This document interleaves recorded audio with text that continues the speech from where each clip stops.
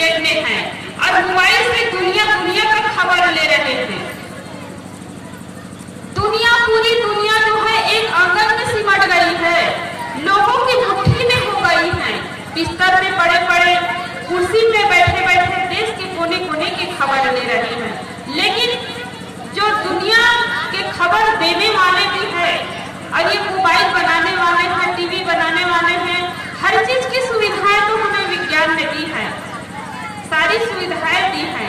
लेकिन जो बनाने वाला है, सुविधा देने वाला है, वो भी अपने आप का ज्ञान नहीं कर सकता है, अपने आप को खोज नहीं करता है, बाहर ही खोजता रहता है। कोई भगवान है, कोई देवी है, कोई देवता है, मनुष्य भी विकास कर रहा है लेकिन अपनी शक्ति को नहीं पहचान पाता है। इसमें कहते हैं बहुयंत्र मसीन रच दिन्हा, विज्ञानक बहुशोधन किन्हा। बहुयंत्र मसीन रच दिन्हा, विज्ञानक बहुशोधन किन्हा।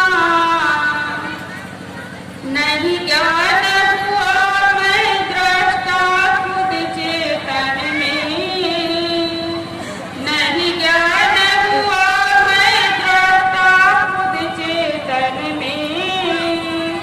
वे जीवन के बचपन में। तो दुनिया दुनिया का खबर ले रहे, खुद के घर में और दूसरे के घर की खबर लेते हैं। लोग पड़ोसी के यहाँ कोई झगड़ा हो जाए, कुछ विवाद हो जाए तो दौड़ करके निकलते हैं दुनिया की खबर लेने के लिए। लेकिन हम अपने खबर नहीं ले सकते हैं, अपनी शक्ति को नहीं पहचान पाते हैं। तो हम जब किसी व्यक्ति से मिलते हैं तो उसके बाहरी हाव भाव रूप रंग में छूने जाते हैं, लेकिन उनके अंदर जो आंतरिक चीज है, उनकी शक्ति है, उस पर हमारी नजर नहीं जाती है। सदगुरु कबीर साहब की दृष्टि आम लोगों की दृष्टि से हटकर थी। जब भी किसी व्यक्ति से मिलते थे तो तुरंत परख लेते थे सदगुरु कबीर साहब की इनकी बुद्धि कैसी है, इनकी समझ कैसी है, ये कितना समझदार है, वो सदगुरु कबीर साहब परख लेते थे। तो जब किसी व्यक्ति से मिलते थे सदगुरु कबीर साहब तो उनकी दृष्टि आंतरिक चीज पर जाती थी। इसलिए कहते हैं कि मानुष तेरा गुण बड़ा मास न आवे काज।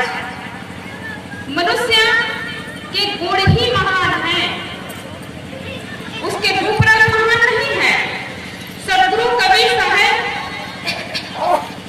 जो आदमी रूप रंग में भूले हैं, चिकनी चुपड़ी चेहरे को देख करके भूल बैठे हैं, सजे संवरे चेहरे को देख करके भूल गया है, अपने आप को खो देता है, उस सारी गंदगी को ला करके हमारे सामने प्रकट करते हैं और कहते हैं कि दसहु द्वार नरक हरि बूढ़े, तू गंधी को बेड़ो, फूटे नैन हृदय सूझे मति, एकांत ही जानी।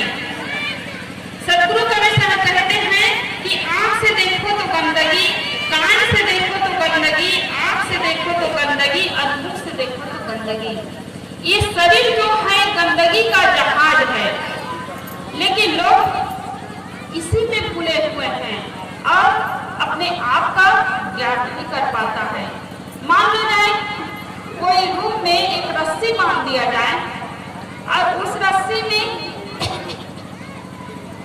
आप कपड़ा डाल दीजिए, 1 महीने तक कपड़ा डाला रहेगा और आराम से उस कपड़े को आप पहन सकते हैं। लेकिन कपड़े को 1 घंटा पहन लीजिए, हेलो, आज धोए हैं, कल उस कपड़े को बुला करके आप चरण धोते हैं, चरणामृत लेते हैं, है ना, चरण धोते हैं, चरणामृत लेते हैं, तो आपके अंदर में भक्ति है, आपके अंदर में भाव है कि चरण क्यों धोया जाता है, चरण क्यों धोया जाता है, चरणों की बंदगी क्यों की जाती है, चरण को क्यों छुआ जाता है। कोई किसी के घर में कोई मेहमान आए तो आप ये नहीं कहेंगे, अपने बच्चों से ये नहीं कहेंगे जाओ बेटा अमुक मेहमान आए तो आप उसके चेहरे को देख करके आना, क्यों कितना सुंदर है। चेहरे को छू करके आना ऐसा आप नहीं कहते हैं, क्या कहते हैं? चरण छूकर आना, प्रणाम करके आना। तो गुरुजनों के पैर कोई सुंदर नहीं है, वो तो और फटा हुआ धूल में सना हुआ रहता है। उसके बाद भी आप अपने घर में बुला करके थाली में पैर रख करके पानी से पैर को धोते हैं, चरण धोते हैं, चरणामृत लेते हैं। तो ये अपना भाव होता है। तो इतने मात्रा से भी उद्धार नहीं होगा कि हम चरण धो करके चरणामृत ले ले पी ले, इतने मात्रा से उद्धार नहीं होगा। असली चरणामृत है, असली ज्ञान है, उसके ज्ञान उनके आचरण। सदगुरु श्री पूरन साहब जी ने कहा है, तिनको चरणों दर्श सही, तिनको महाप्रसाद, तिनको दर्शन नित्य सही, जिनकी मिटी उपाय। जो दुखों से मुक्त हो गया हो, जो विकारों से मुक्त हो गया हो, ऐसे गुरुजनों के ज्ञान को अपनाने से, उसके वंदना करने से, उनकी सेवा करने से हमारा कल्याण हो जाएगा। तो उनके बताए हुए मार्ग पर यदि हम चलते हैं तो हमारा कल्याण होगा, और नहीं चलते हैं तो हमारा कल्याण नहीं हो सकता है। तो गुरुजनों से बढ़ करके कोई भगवान नहीं है, गुरुजनों से बढ़ करके इस दुनिया में कोई भगवान नहीं है जो आपको गलत रास्ता को छुड़ा करके सही रास्ता पर ला सके, वो है गुरुजन। आप देखते हैं कि रास्ते में कोई मंदिर है, भगवान है। आज हम देख रहे हैं कि गांव-गांव के चौराहे पर भगवान के मंदिर है, और हर मंदिर में भगवान विराजमान है। कोई मंदिर में शिव भगवान त्रिशूल लेकर खड़े हुए हैं, कोई मंदिर में राम भगवान धनुष बाण लेकर खड़े हुए हैं, कोई मंदिर में कृष्ण भगवान सुदर्शन चक्र लेकर खड़े हुए हैं, बांसुरी लेकर खड़े हुए हैं। कोई मंदिर में विष्णु भगवान सुदर्शन चक्र लेकर खड़े हुए हैं। फिर भी आदमी भटक रहा है, सही रास्ते पर नहीं आ रहा है। फिर भी आदमी पाप करते चले जा रहे हैं, पापों से मुक्त नहीं हो पा रहा है, क्योंकि भगवान की पूजा केवल नाम मात्र करते हैं, केवल दिखावा मात्र करते हैं। और भगवान की पूजा करने के लिए जाते हैं, रोज पूजा कर रहे हैं, उसके बाद भी मन में शांति नहीं, जीवन में सुख नहीं। क्यों? क्योंकि आदमी जब भगवान के पास जाता है तो क्या मांगता है पता है? जिनके पुत्र नहीं है तो कहता है कि मुझे भगवान पुत्र दे दीजिए, मुझे धन दे दीजिए, मुझे 4 मंजिल का मकान दे दीजिए, गाड़ी दे दीजिए, बंगला दे दीजिए। तो ये जितनी चीजें जो मांग रहे भगवान से, वो सारी चीजें यही छूट जाने वाले हैं।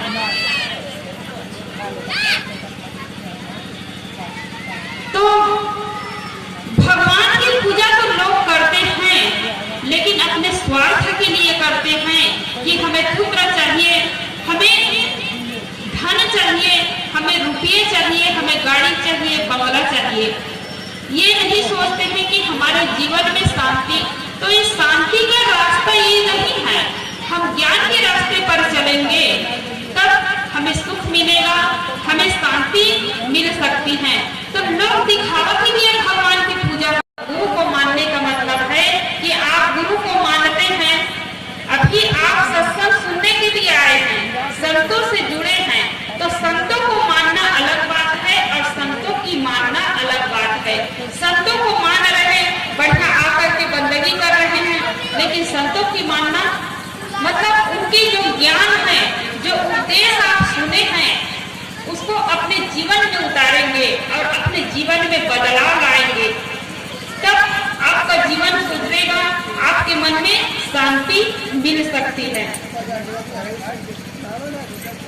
तो गुरुजनों के चरण क्यों होते हैं? कि उनके अंदर में ज्ञान है, उनके अंदर में बोध है, उनके अंदर में विवेक है, तो हमें भी ज्ञान मिले, हमें भी समझ मिले, हमें भी विवेक मिले, इसी भाव दशा को लेकर के चरण धोआ जाता है।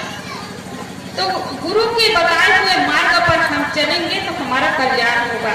तो मंदिर में तो भगवान है, लेकिन हम देखते हैं उसी मंदिर के दरवाजे के सामने जाकर के कोई शराब पी रहा है, कोई जुआ खेल रहा है, कोई झूठ बोल रहा है, कोई बीड़ी तंबाकू रगड़ रहा है। लेकिन भगवान कभी नहीं बोल रहा है कि बेटा ये पूजा का स्थान है, यहाँ गलत बात ना बोलो, गलत खान पान ना करो। और कोई संत के सामने कोई बीड़ी पिएंगे, कोई झूठ बोलेंगे, तो संत गुरुजन बड़े प्यार से समझाते हैं कि बेटा ये गलत चीज है, इसको ना खाओ, आपका शरीर बर्बाद हो जाएगा, आपका परिवार बर्बाद हो जाएगा, आपका घर बर्बाद हो जाएगा, घर बिक जाएगा, खेत खलिहान बिक जाएगा। लेकिन क्या कहते हैं पता है लोग, इस संतों के जेब के पैसा थोड़ी जा रहा है, हम कमा रहे हैं और हम खा रहे हैं। तो गुरुजनों के उपदेश को, गुरुजनों के जो ज्ञान है उसको लोग अपनाना नहीं चाहते हैं। तो गुरुजनों से बढ़कर के कोई भगवान नहीं है।